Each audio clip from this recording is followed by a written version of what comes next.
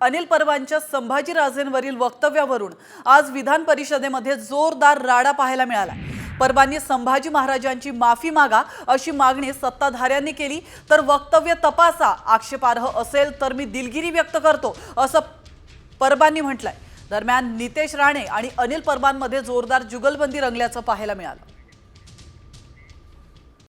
Comscore नुसार आता isakal.com आहे देशातील नंबर 1 ची मराठी न्यूज वेबसाईट। प्रत्येक अपडेटसाठी isakal.com ला नक्की भेट द्या। काळाची व्याख्या ह्यांनी सांगावी लोकांना। महाविकास आघाडीची सत्ता असताना लोकांची घरं तोडायची, केंद्रीय मंत्र्यांना अटक करायचं, हे सगळे कारनामे ह्यांनी करायचे। करणी तशी भरणी हे अंगावर आलं यांच्या, करणी तशी भरली। हा नियतीचा खेळ आहे, ह्याला छळ, ह्याचा कोण छळ करणार? अहो कारकुनाचा कोण छळ नाही करत। हा कारकुन स्वतःची तुलना छत्रपती संभाजी महाराजांची तुलना ह्यांनी करावी? ह्यांनी काय काय ह्यांनी माफी मागितली पाहिजे, शिवभक्तांची माफी मागितली पाहिजे अध्यक्ष महोदय।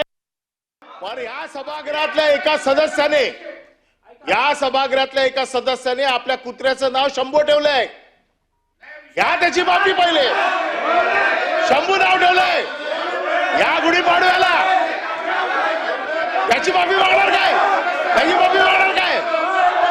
कोरटकर सोलापूरकरांचा विचार हा विषय बाजूला काढावा म्हणून हा विषय आलाय।